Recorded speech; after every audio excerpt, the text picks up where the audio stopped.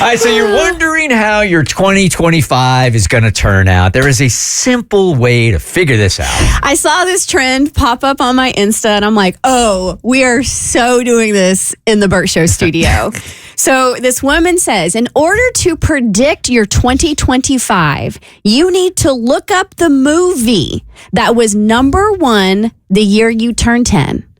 So the year, the month that you turn 10 years old, you look up that movie, and that movie is going to predict your 2025 and what you are to expect. Okay. Cassie, are you in on this? Because I would like to start with you because your 2024 sucked, as did your 2023 and 2022 and 2021. Was that a good year? And 2020, because the pandemic hit them pretty hard. Yeah. Damn. I don't want to play this game. I mean, it can't get any worse. It was Apollo 13. Okay. But they made it home. Oh, good. Just a little trauma before they make it back home. Okay, but they did. Yeah. But they were safe. Okay, no, that's why I want to digest these to get to the main theme and what we're going to pull from the movie. Also 13, a lucky number for a lot of people. Is it? So Is it? we're sprinkling a little luck on 2025. Look, it makes more sense to pull the number one movie when you turned 25, and that was Toy Story 3, and that's the life I would like this year. I want to be a box of toys who don't worry about anything else except another toy coming in the house. So Houston, we have a problem. Mm-hmm. But the A lot of problem. problems. No, there was. Houston, we have problems. Okay, no. Here, this is going to be the new thing. Whatever it is, I'm going to turn it positive. All right? Okay. That's going to be my goal. All right. So, Cassie, you just read the most beautiful letter yesterday from your mom, thanking the Bert Show fam for being support and giving her like the relief of knowing my baby girl is going to be taken care of, right? So Apollo 13, yes, there was a problem, right? However, everybody back at NASA rallied around them and supported them to get them home. You're okay? right. And the problem is with the spaceship, which is where they lived, like my house. Yes. And so, yes, it was harrowing. And what we're going to do is that was your 2020 through 2024, but they made it home safe to their families. And while they didn't get to land foot on the moon, they still got to experience space and got to come home and be with their families. That's what the movie's all about. Yes. Yeah, You know what? I will accept that. I like it. movie. Yes, Yeah. very. Apollo 13 somehow is a positive, feel-good movie. Well done. All right, All right, Mo. Mo, what do you got? All right, so I've never heard of my movie or seen it, obviously, but it's called Waterworld. Oh.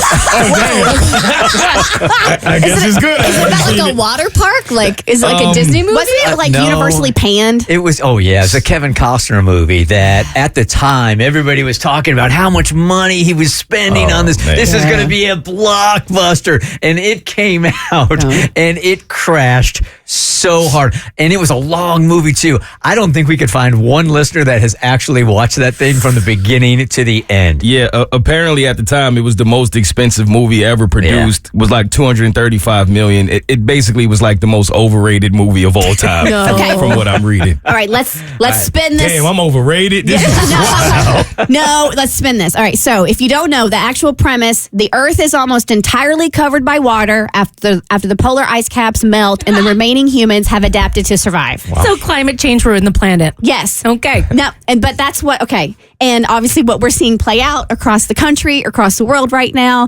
Some people believe that climate change is a thing. Some people don't. Don't listen to the scientists. They're a But real here, buzzkill. The world is burning. Literally. All right, It said only few people survived. Yeah. That's what it said. Yes, but okay. Well, you're so, one of them? so it's the year 2500. Let's see. The way we're going to spin this positively. Yeah, All I right. know.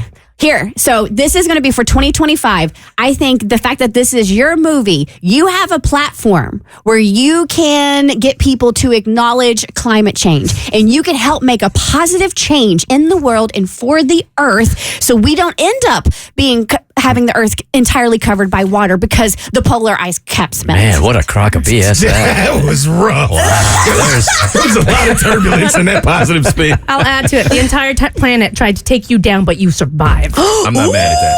Yep. I am not mad at that because that's how it feels. Okay. It I'm might not feel mad like at you're that. drowning in water now, Yes. but you swim. Thank you. All right, Abby, what do you got? This feels like a very jarring pivot from climate change, but in 2007, the year I turned 10 years old, the number one movie in April Girl was none other than the classic Will Ferrell hit Blades of Glory. Blades of Glory. Huh?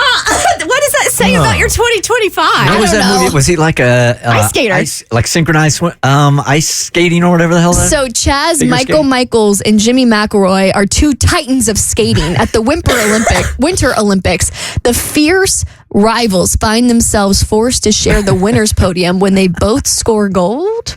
Oh, there you go. Okay, you're going to score gonna gold score this gold. year. I'm going to share a win with someone else. So the shower of glory doesn't last long as the pair descend into fisticuffs and set the mascot on fire.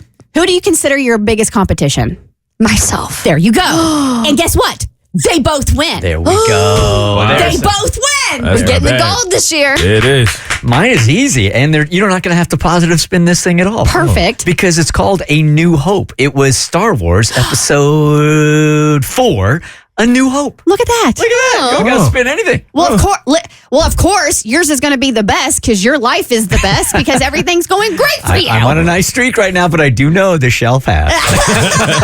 But I'm enjoying while I'm in it. Okay, and yours?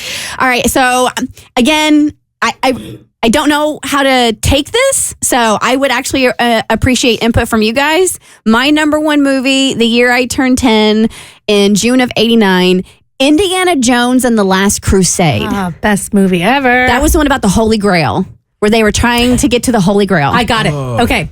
So you are searching for something. You don't know what it is, but you have to have faith that is there. And you're going to remember Indiana Jones has to step off the ledge onto the invisible walkway to get to the Holy Grail. So this year you may be tested, but you are going to have faith in yourself and you're going to get the one thing that you need to succeed and save the world. Wow. There it is. So it's all... It's all the way you look at it. The Bert Show.